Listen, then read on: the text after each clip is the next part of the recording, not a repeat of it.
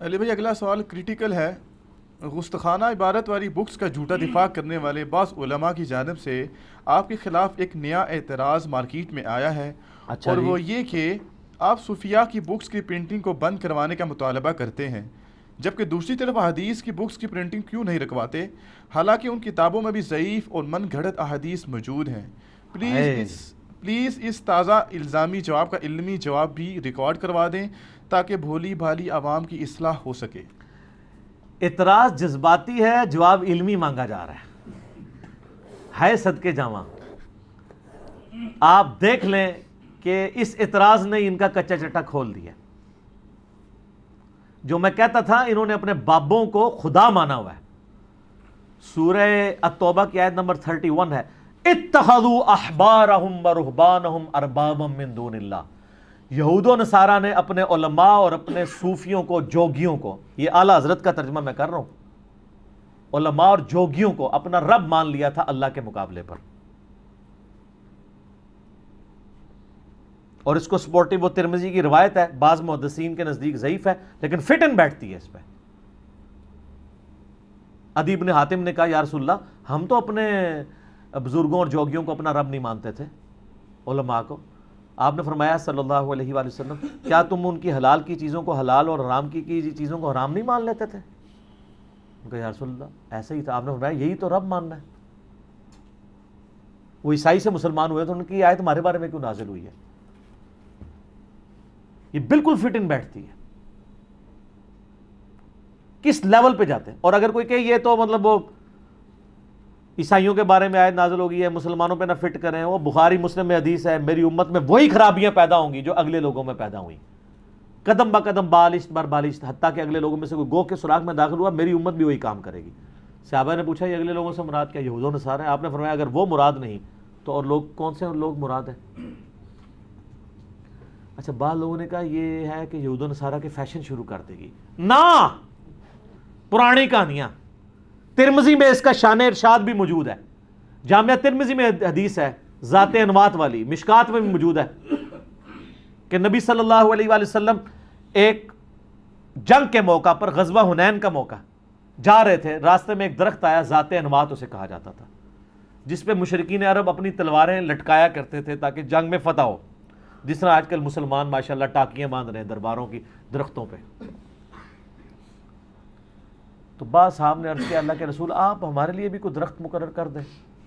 اوئے ہوئے ہوئے، امام الموحدین صلی اللہ علیہ وآلہ وسلم غضبناک ہوئے، انہوں نے کہا سبحان اللہ، اللہ پاک ہے، اس میں معذوف تھا عما یشرکون، جو لوگ اس کے ساتھ شرک کرتے ہیں۔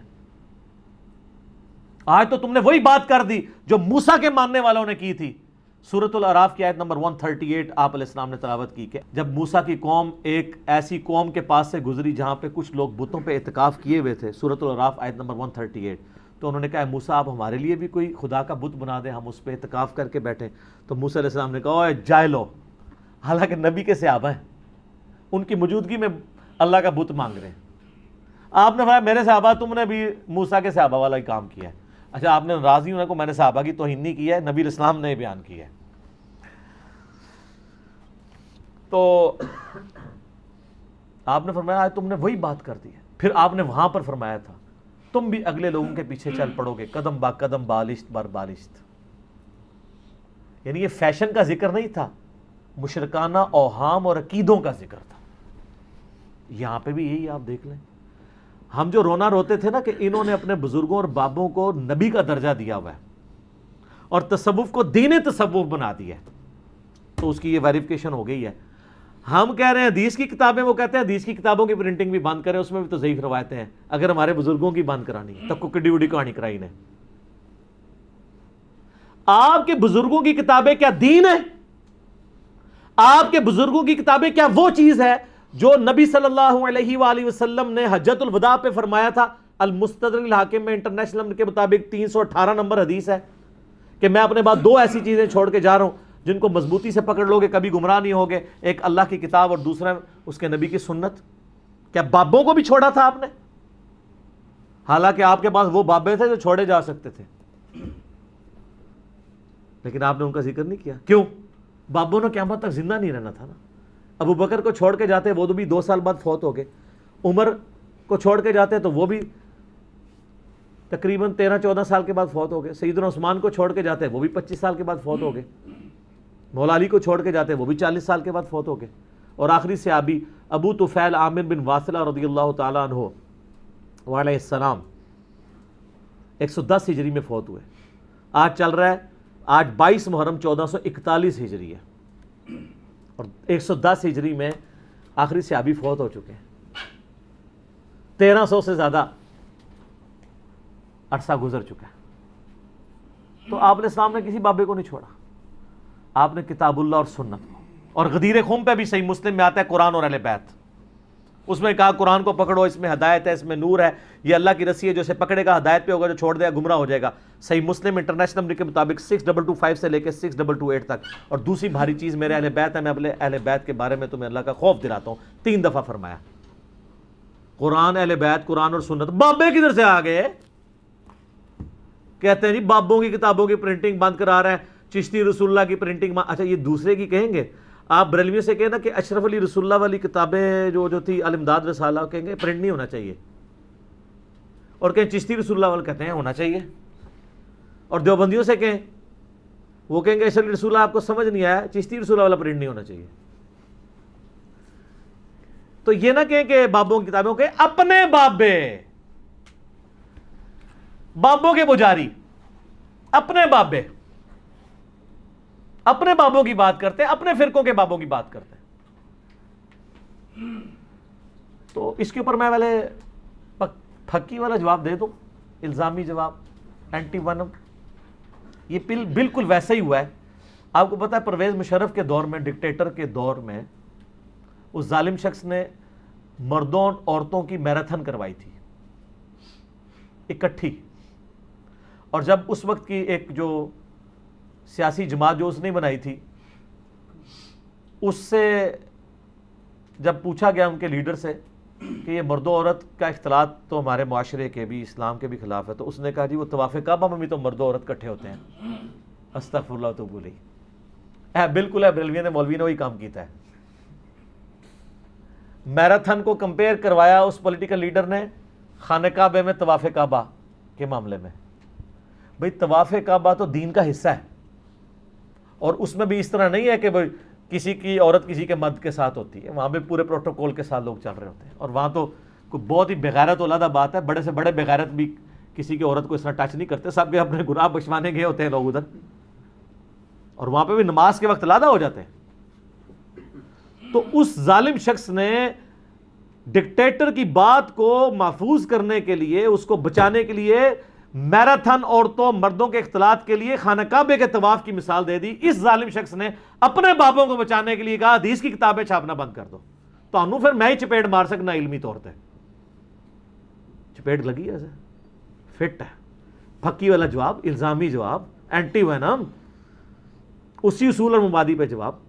یہ تو اصل ہے دین کی کتاب و سنت، اس کے ساتھ آپ بابوں کو کمپیئر کروا رہے ہیں۔ تو ان کی پرنٹنگ اس لیے رکوانی چاہیے کہ جب ہم کہتے ہیں ان کتابوں میں جو بات کتاب و سنت کے مطابق لکھی ہوئی ہے وہ لے لو، جو خلاف ہے تو چھوڑ دو، تو جو کتاب و سنت کے مطابق لکھی ہے وہ تو پہلے کتاب و سنت میں موجود ہے، اس کو بھی چھوڑ دو۔ پوائنٹ کی بات ہے نا۔ اچھا، پھر دوسری بات یہ ہے کہ جن بزرگوں کو آپ بزرگ کلیم کر رہے ہیں وہ کن کتابوں کی بنیاد پہ کر رہے ہیں؟ انہی کتابوں کی، چاہے وہ تذکرۃ الاولیاء ہو، چاہے وہ حشت بہشت ہو، چاہے وہ کشف المحجوب ہو، انہی کتابوں کی بنیاد پہ ان بزرگوں کو کلیم کیے ہوئے ہیں۔ اگر یہ کتابیں ڈاؤٹ فل ہو جاتی ہیں تو بزرگ خود ڈاؤٹ فل ہو جائیں گے۔ پھر آپ جو باتیں کتاب و سنت کے حق میں بھی بتا رہے ہوں گے نا اس میں سے اپنے زوم میں، تو ہم اس کو بھی کہیں گے کتاب و سنت کے خلاف ہے، یہ بھی کسی نے ڈال دی ہیں۔ مثلاً کشف المحجوب میں علی بن عثمان حجویری صاحب لکھتے ہیں کہ میرا جب بھی کوئی مسئلہ ہوتا ہے میں بازید بستامی کی قبر پہ جا کے جھاڑو دیتا ہوں اور وہاں پہ جاتا ہوں، اس سے وہ کہتے ہیں ہم بھی مزاروں پہ جھاڑو دیتے ہیں۔ تو ہم کہتے ہیں علی بن عثمان حجویری نے یہ نہیں لکھا ہوگا، اگر انہوں نے مسلم کی حدیث پڑھی ہوئی ہوگی کہ قبروں پہ عمارتیں مت بناؤ، قبروں کو پکا مت کرو، اس میں مت بیٹھو، نہ لائیو بیٹھنا اجازت ہے نہ مجاور بن کے، تو کب وہ لکھ سکتے ہیں؟ تو اب ہمیں یہ کوئی دھونس نہ دلائے، ہم کہیں گے یہ بات بھی کتاب و سنت کے خلاف ہے، انہوں نے نہیں لکھی ہوگی۔ کرتے کرتے سب کچھ ہی صاف کر دیں گے اس کتاب میں سے، صرف آیتیں اور بخاری مسلم کی حدیثیں رہ جائیں گی جو 2-4 ہیں اس کے اندر، باقی کتابیں فارغ ہو جائیں گی۔ پھر میرا معصومانہ سوال ہوگا کہ ان سارے بزرگوں کا کوئی انڈیپینڈنٹ تعارف ہے سوائے ان کتابوں کے؟ لوگوں کے کہنے پہ آپ مانے تو وہ تو بابا گرو نانک کو بھی بزرگ مانتے ہیں، لیکن جو محدثین ہیں، حدیث کی کتابیں لکھنے والے لوگ ہیں، ان کا انڈیپینڈنٹ تعارف بھی ہے۔ اگر آپ مجھے کہیں امام ترمذی کا تعارف ترمذی ہے، تو اس کے بغیر بھی آپ کو اسماء و رجال کی کتابوں میں تعارف ملے گا کہ امام بخاری کے لائق ترین شاگرد تھے امام ترمذی اور امام مسلم۔ تو اگر ضعیف روایتیں آ گئی ہیں تو دین وٹ، ان کا انڈیپینڈنٹ تعارف موجود ہے۔ لیکن آپ جامعہ ترمذی میں کوئی اس طرح کی گستاخانہ حدیث تو نہیں دکھائیں گے جو یہ ہیں حدیثیں کس لیول تک جا کے ہیں۔ تو یہ تو اصل دین ہے، اس کو اگر ہم پرنٹ کریں اور پھر دیکھیں اس سے بھی بڑھ کے جب یہ ان کی پرنٹنگ ہوتی کئی جگہ تو امام ترمذی نے خود حدیثوں کو لکھ دیا کہ یہ حدیثیں صحیح نہیں ہیں، اور اب ماشاءاللہ بعد میں جب کام ہوا ہے تو محدثین نے اصول محدثین پہ جو شیخ البانی اور شیخ زبیر علیزئی صاحب نے اپنی ذات سے نہیں لکھا، اسماء و رجال کی ہماری بزرگوں کی جو محدثین کی کتابیں آ رہی تھیں انہی کی روشنی میں انہوں نے تحکیم کی ہے حدیث کے اوپر۔ تو بزرگ خود بتا کے گئے تھے اسماء و رجال کی کتابوں میں کہ یہ راوی ضعیف ہے، اسی کو بعد میں تحکیم لگائی ہے، تو وہ کتابیں جب چھپتی ہیں نیچے صحیح ضعیف کے حکم لگے ہوتے ہیں۔ آپ میں ساتھ ہوں، آپ کشف المحجوب چھاپیں، جہاں جہاں گستاخانہ واقعات ہیں جو میں نے ہائی لائٹ کی ہیں، نبی الاسلام کا سکینڈل نعوذ باللہ ایک صحابی کی بیوی کے ساتھ ساو اور سکر میں ڈال دیا گیا، نعوذ باللہ۔ میرے کلپ آپ دیکھ لیں، چشتی رسول اللہ والا کلپ دیکھیں، اشرف علی رسول اللہ والا کلپ دیکھیں، سب کچھ پتہ چل جائے گا، میرا ریسرچ پیپر بھی ہے۔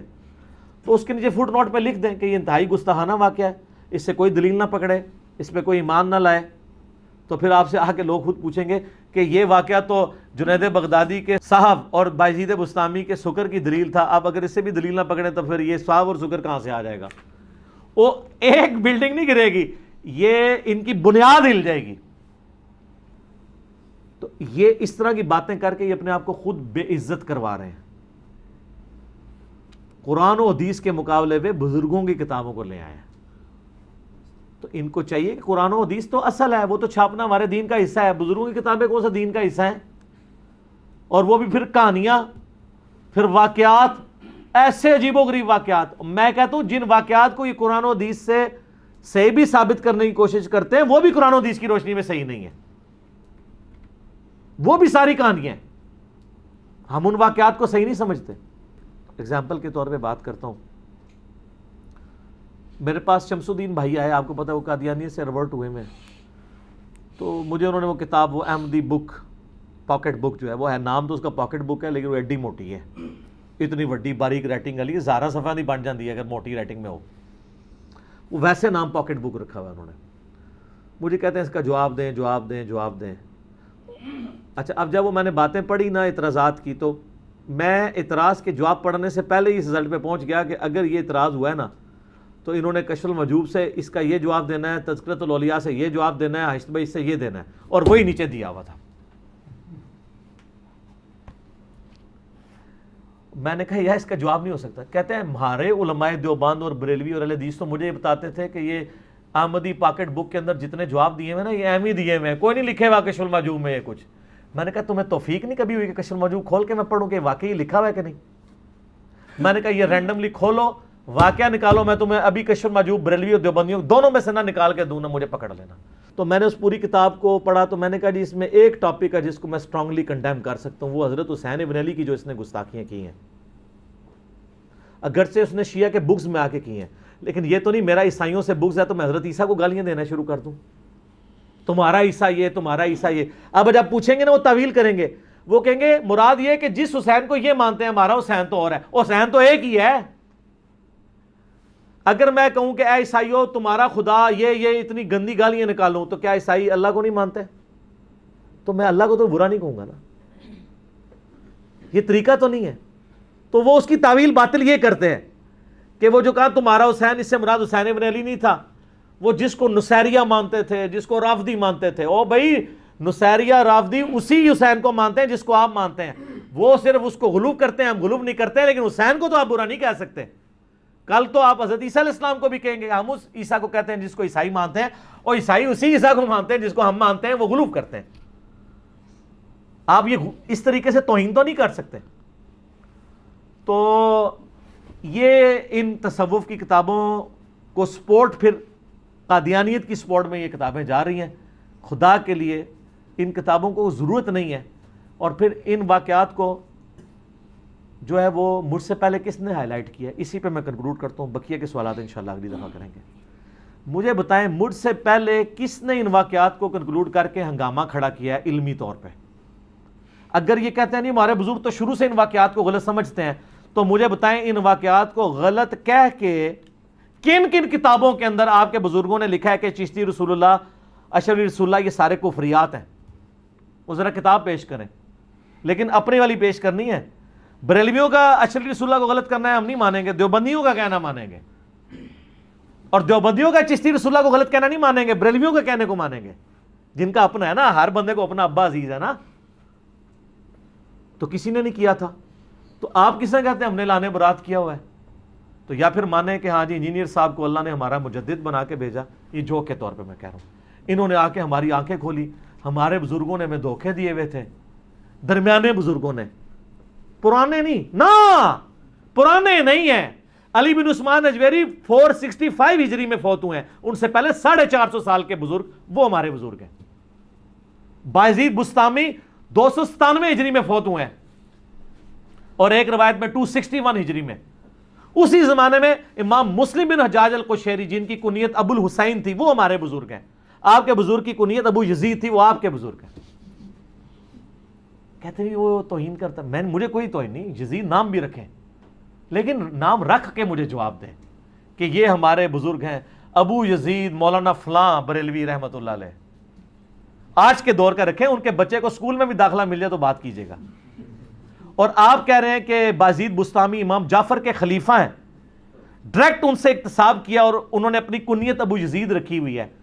تو ہم تو 1200 سال بعد امام جعفر کے ماننے والے ابو یزید کو نیت رکھنے کے لیے تیار نہیں. جو ڈائریکٹ مرید ہے انہیں ابو الحسین نہیں رکھی، ابو یزید کیوں رکھی؟ اور امام مسلم کی کنیت جن کی صحیح مسلم شریف ہے ابو الحسین ہے. ہمیں کوئی نہیں ناموں سے، ہم نے علی کو جواب دے. اور نہیں، علی کو جواب دینا ہے تو اپنے کم از کم 10 بڑے بڑے بریلویوں کے مولویوں کے جو بچے پیدا ہو رہے ہیں نا، ان کے نام یزید رکھ کے، ان کی کنیت ابو یزید رکھ کے پریکٹیکلی جواب دیو. کہانیاں کرا کے جواب نہ دیو.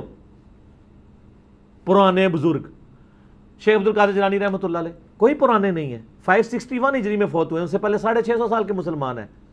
امام غزالی کوئی پرانے بزرگ نہیں ہے، 505 ہجری میں فوت ہوئے ہیں، ان سے پہلے 500 سال کے بزرگ ہیں. یہ سارے درمیانے ہیں. پرانے پہلے 300 سال کے ہیں، جو بخاری مسلم میں حدیث ہے سب سے پہلا بہتر زمانہ میرا، پھر میرے صحابہ کا، پھر تابعین، پھر تبع تابعین کا. اور پھر فرمایا اس کے بعد جھوٹے لوگ پیدا ہوں گے، امانت میں خیانت کرنے والے، موٹاپے کو پسند کرنے والے. میرا ایک یوٹیوب پہ کلپ ہے، پرانے اور درمیانے بزرگوں میں فرق. پرانے بزرگ ہم مانتے ہیں وہ آپ والے درمیانے ہیں، یا جو نئے والے ہیں ان کو بھی مانتے ہیں. سب سے نیا بزرگ پتہ کون ہوگا؟ امام مہدی. ان کے بعد قیامت آ جانی ہے. تو نئے بزرگوں کو مانا کریں، پرانوں کو مانا کریں، درمیانوں کے بارے میں ذرا دیکھ لیا کریں، گڑبڑ نہ ہو جائے. آج سے 500 سال بعد تو غلامت قادیانی بھی پرانا بزرگ ہو چکا ہوگا، ان کے والا اور ہمارے والا درمیانہ. سب سے نئے بزرگ امام مہدی امت کے امام ہوں گے، اور پرانے بزرگ ابو بکر، عمر، عثمان و علی رضی اللہ عنہم اجمعین، تابعین، تبع تابعین، صحیح العقیدہ محدثین وہ ہیں. تو کہاں سے کہاں بات نکل جاتی ہے، جو کہ میں فی البدی بات کر رہا ہوتا ہوں. تو میں پھر اینڈ پہ اسی بات پہ کنکلوڈ کروں گا، جس طرح میراتھن مرد و عورت کا اختلاط کے حق میں آپ طواف کعبہ کی مثال نہیں دے سکتے. یہ بہت بڑی بےغیرتی ہوگی، اور یہ اتنی بڑی بےغیرتی ہے کہ اس کو آپ بھی بےغیرتی مانیں گے اور انصاف کا خون مانیں گے. بالکل اسی طریقے سے بزرگوں کی گستاخانہ کتابوں کا دفاع یہ کرنا کہ قرآن و حدیث میں، قرآن میں تو نہیں چلے، حدیث کی بعض کتابوں میں جو ضعیف روایتیں ہیں ان کو بھی نہیں پھر چھاپنا چاہیے، یہ بالکل غلط ہے. زمین و آسمان کا فرق ہے. میں نے اتنے دلائل اللہ کے فضل سے پیش کر دیے ہیں کہ آندہ ان کو یہ بات کرتے ہوئے انشاءاللہ تعالی شرم آئے گی. اور مہربانی کیا کریں، اور باتیں نکالیں، میں اور جواب دوں گا. میں آپ کو بتاؤں، مجھے ایک بہت بڑے ان کے بریلویوں کے مفتی نے فون کیا، پھر میری ان سے ملاقات بھی ہوئی. انہوں نے مجھے کہا جی پیر میر علی شاہ صاحب کے بارے میں آپ نے ایک بات کی ہے تو بڑی گستاخی ہو گئی ہے یہ وہ. میں نے کہا جی پیر میر علی شاہ صاحب کی میں نے اتنی تعریف کی ہے اس کلپ کے اندر چشتی رسول اللہ والے میں، کہ ان میں ٹالرنس تھی. وہ اہل حدیث جو ایک عالم تھے ثناء اللہ امرتسری، ان کو انہوں نے اپنے مسلح پہ کھڑا کیا تھا، جو ٹالرنس آپ کے اندر نہیں ہے. آپ تو اہل حدیث کی مسجد میں جا کے نماز نہیں پڑھتے ہو، انہوں نے اپنے مسلح پہ کھڑا کیا تھا. پھر پیر میل شاہ صاحب نے جو قادیانیت کے خلاف کام کیا میں دل سے قدر کرتا ہوں.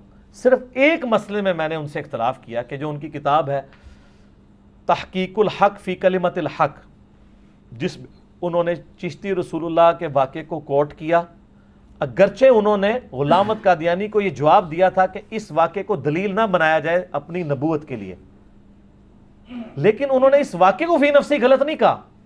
ان کا موقع پتہ کیا ہوتا ہے صوفیاء کا؟ وہ کہتے ہیں شتیہات ہیں.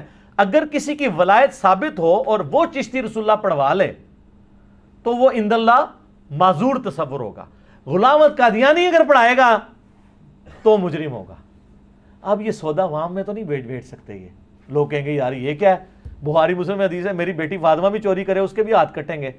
غلام احمد قادیانی دلیل نہیں بنا سکتا چشتی رسول اللہ کو، تو آپ کے بزرگ کیسے بنا سکتے ہیں دلیل؟ اور میں نے بات کی کہ یہ وہ کہتے ہیں جی آپ نے پیر میر شاہ صاحب پہ الزام لگا دیا، انہوں نے یہ کر دیا. پوری بات پیش کریں، اور اس پوری کتاب میں نا وہ والی عبارت نہیں دکھا رہے، آگے پیچھے کی ساری باتیں دکھا رہے ہیں میرے خلاف جو کڑپ چڑھایا ہوا ہے. مجھے لوگ کہہ رہے ہیں جواب دو، میں جواب کیا دوں یار، خود کھول کے پڑھ لیں. اللہ تعالیٰ سے دعا جو حق بات میں نے کہی اللہ تعالیٰ ہمارے دلوں میں راسخ فرمائے. اگر جذبات میں میرے منہ سے غلط بات نکل گئی اللہ تعالیٰ ہمارے دلوں سے معاف کر دے. سبحانک اللہم و بحمدک اشہد ان لا الہ الا انت استغفرک و اتوب الیک وما علینا الا البلاغ المبین. جزاکم اللہ خیرا.